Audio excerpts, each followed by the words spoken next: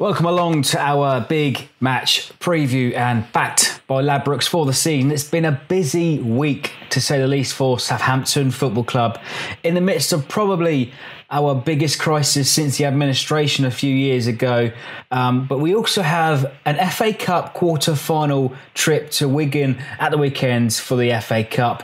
We've got lots to discuss tonight, actually. Nick and Clive are both with me, so hopefully we can unanimously agree on something tonight. But let's start at the beginning of the week, chaps. First of all, Nick, I'll start with you. Monday night, Mauricio Pellegrino finally gets the sack from Saints. But Nick, tell the viewers, because I haven't had time to catch up with you since then, tell the viewers your conclusion if they haven't read your stories. Well, it was a shock in the fact that it was a shock they'd actually done it. It wasn't a shock that he'd been sacked due to his record, but it just dragged on and on and on. And, so it was a shock it happened. I mean, it had to be done. I don't think there's many Saints fans that really thought that Pellegrino was the man for the job. And it come down to eventually someone had to press the panic button, and they did. Yeah, and I think the Newcastle match, it's not the first time we were beaten by 3 goals this season. I think Newcastle match was finally the straw that broke the camel's back. Yeah, we were just so predictable. It was the same team, the same tactics, and the same results. And Newcastle played us perfectly. We started off, we attacked them. First time they got the ball, they just banged it up front and did us a pace. 20 minutes, we didn't play badly for the next 19, 20 minutes.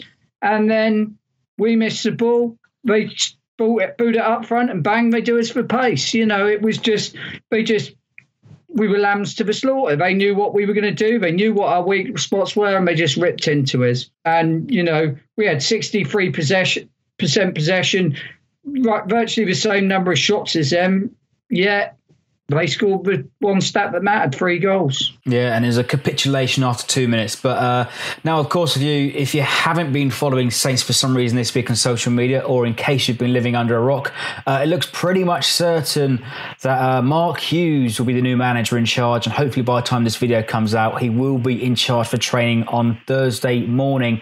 Now, on the face of it, the opinion is divided by many, some totally inspired, nor is it a fashionable choice, which the board have opted for over the last few seasons. Clive, Mark Hughes in charge. I guess the amount of people that they could go for was dwindling because so many other clubs have made their move. Mark Hughes has got experience. Mark Hughes knows the Premier League, knows the club. He's played for us. As a player, he was a winner, without a doubt. Very, very well respected in the game. Not much for Saints, but sadly. Not much for Saints. He didn't have the greatest time, but nor did any of the players then, Nick, really. No, I mean, in fairness to him, Clive, he was there in the Great Escape season, and his first goal for the club. Actually, he did come good at the end of that season, didn't he? He was quite hard and quite... so he's got that fight in him. Yeah, I mean, I think if you remember, we were 3-1 down after an hour in a crucial home game against Blackburn, fellow relegation strugglers, and Sparky, in inverted commas, as we shall now refer to him, scored the second goal that sparked the fight back. We come back to 3-3, drew 3-3. Blackburn collapsed, and we went on to Delhurst Park and the Great Escape. It's a good omen, and the fact that he's got that fight in him is a positive thing, because that's what we're going to need over the next few weeks. But it is very much like somebody playing their last hand. The Saints, whether the Saints stay up, I would say is 50-50 right now.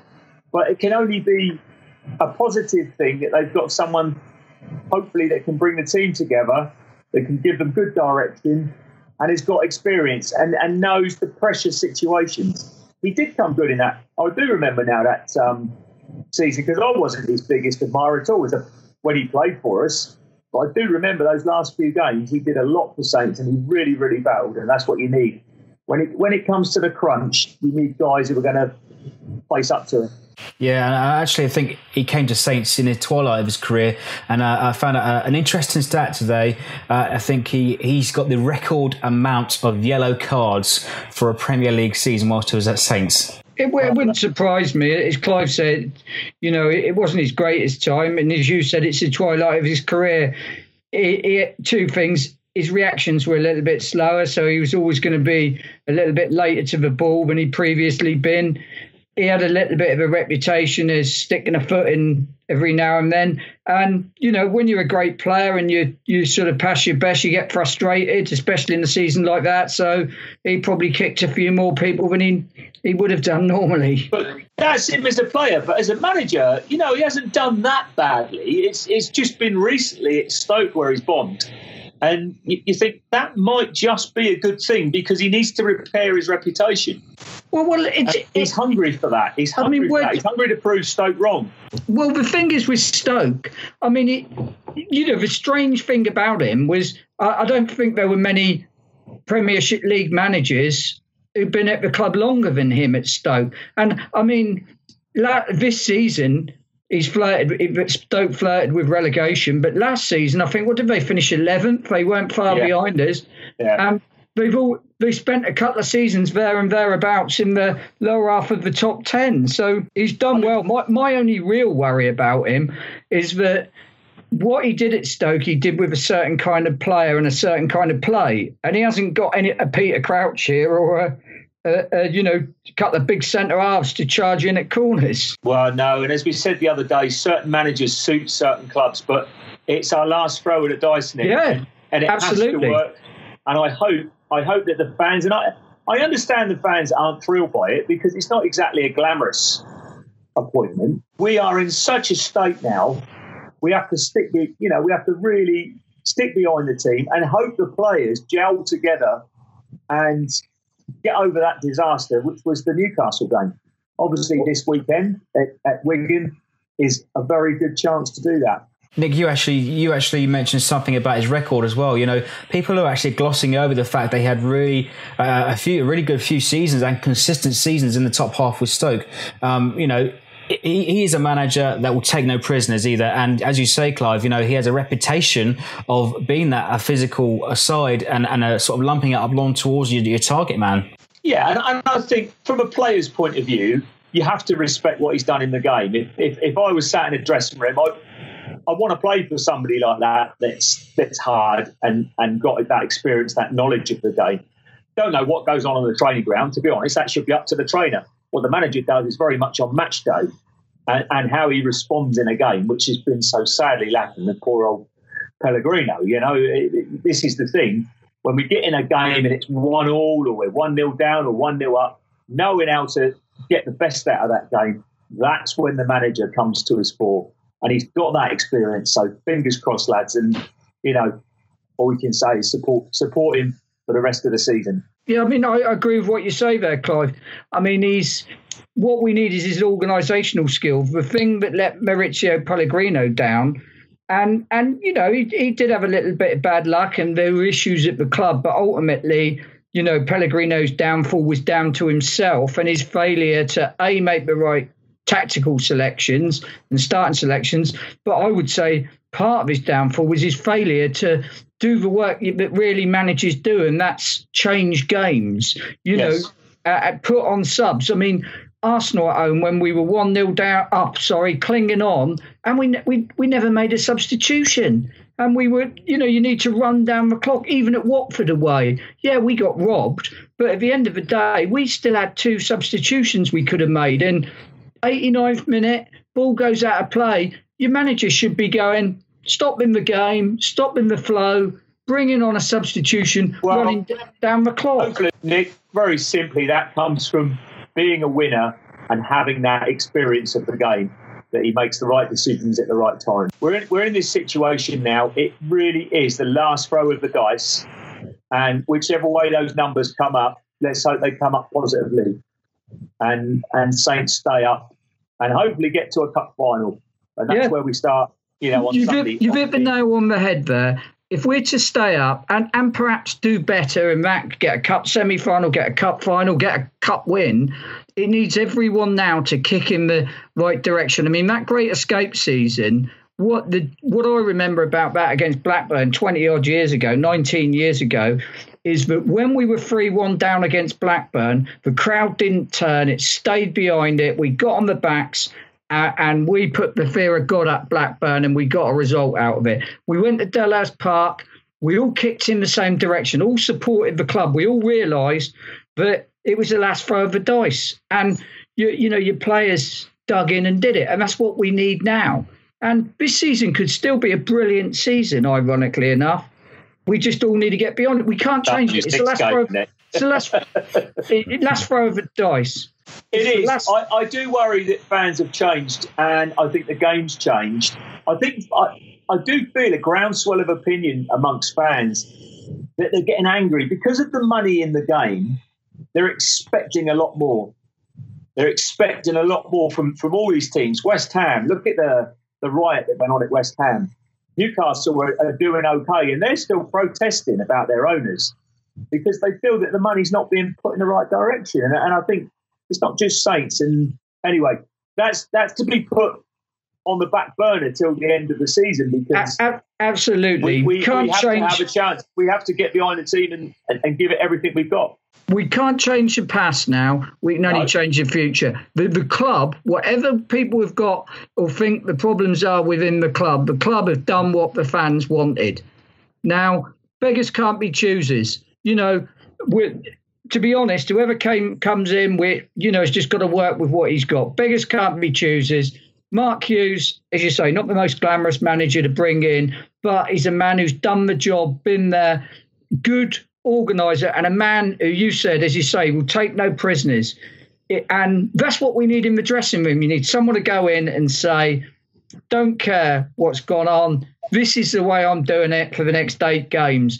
You're either with me, and if you're against me, you ain't going to play. I'll play someone who's with me. Yeah, the bottom line is actually Mark Hughes just shy of 450 Premier League games managed across various different clubs, the 6th highest in Premier League history, and actually I think the most important thing, he's picked up a few nice brands of hairdryers over the years. Yeah, he probably has, and I can't imagine that if he'd been hit in a boot in the face by Alex Ferguson, he just sat there and took it. He's a calm man. He's not to be messed with. He's one of those people that when you meet him, there's an aura about him. I mean, I've seen Pellegrino and come out in close quarters with him, and there's no aura. He's a nice fella. I don't blame Pellegrino. He was trying his best. He's doing his best. He just wasn't his best wasn't good enough. But with Mark Hughes, there's an aura about him. When you stand next to Mark Hughes or talk to him, there's an aura. You're in the presence of someone who's been there, done it, and will do it again. And that's what we need. People with auras, people that spark leadership, that rally to the flag, and are prepared to stand up in a dressing room and pick a player up by the scruff of the neck if they have to. So on to this weekend's football, though. This is our match preview after all. The FA Cup quarter-final at Wigan at the DW Stadium, led by a former manager from down the road. Already beaten 3 Prem sides to get here, including some heroics from Will Grigg, currently the top scorer in the tournament. Last round they beat Man City, a romantic win if you like. This game cannot be taken lightly. No, definitely not. And you see the teams they knocked out. I think they command respect. How they did Man City, I still don't know. I watched that game and I was amazed, absolutely amazed, because City battered them. But they just got that one goal, that one breakaway, fantastic finish, but still they had to hang on. And that's where you think, well, don't get behind Saints. Get ahead in this game, make them come out and play, and then expose the gaps. Because if they do go ahead, they're a hard team to cope. I've looked at their game tonight. They played Bradford City, and obviously that is a hard place to go, Bradford. And it was a right old scrap, and they won it in the last minute. Actually, Bradford have had far more possession, and yet Wigan have had far more shots, and they finished very, very strongly. So respect to Wigan, it's going to be tough. I can't argue with anything you say there. We've just got to go there and do it. But ultimately, as I'm sure Mark Hughes will be telling his squad, show them respect. But at the end of the day, you're on 60 grand a week and they ain't on that as a team. Isn't that a bit of arrogance? No, well, that's what you need with arrogance. But I don't like arrogance in players, and I don't like the Premier League and whatever. But the best players in the Premier League have got that arrogance. You need that arrogance to become the best players in the Premier League. And it ain't like the old days when players would go up the pub and drink and that. You've got to go respect your opponents. I wouldn't think our players would go and take the mickey out of them. But at the end of the day, they should be going out there and saying, we're Premier League players. We're being paid a lot of money and we're worth that money. And we should beat you and beat that opposition with ease. I think you know full well that you're going to be in one hell of a scrap. Of course. It's going to be a very different game to your Premier League games where there's a lot of passing and a lot of tactical stuff going on. I'd imagine it's going to be quite a lot more direct. I think Wigan can play a bit of football, but we can also. I think you've got to meet that scrap head on and then get to a stage in the game because it's a nice big pitch. You should be able to play decent, attacking, attractive football and take the game to them. Maybe not right at the start, but there will come a time. But in those hard times when you're up against it, that's when you've got to battle. We've got to draw the sting and go out. But ultimately, we've got to have our players going out there and saying, we have got the confidence that we are the better player. The difference between Steve Williams and James Ward-Prowse is the fact that Steve Williams had an arrogance about him that said, I'm the best player in this midfield. James Ward-Prowse could be another Steve Williams, could be another great player, but he's too nice. You almost get the feeling that he'd stop and see that someone he's just tackled is okay before he carries on with the ball. And I think we've got a slight advantage over Wigan as well. I mean, Clive, you mentioned they played Wednesday night. They'll be tired. We've got an aura of unpredictability as well under the new manager. Now, they will be fatigued. Their squad will be stretched, and they've got lots of games in hand. We've got an advantage. And the other thing is we'll be having properly nutritionally balanced pre-match meals. They'll be eating pies. Yeah. Seriously, though, I think, playing on the Wednesday or whatever, I think it would only count in the last 20. I think they're going to be so fired up by capacity crowd. You'd imagine, I assume it's going to be if they're not all running the Wigan half an hour. To be fair, they never got a capacity crowd for the Man City game by a long chalk. Well, it was pretty full up, Nick. No, the home sections. It doesn't matter how many were there. They made a hell of a din. And anyway, look, the point I'm trying to make is they're going to be up for it. But I take your point, Freddie, that last 20, if you hopefully you're still in the game, that's where the advantage should tell.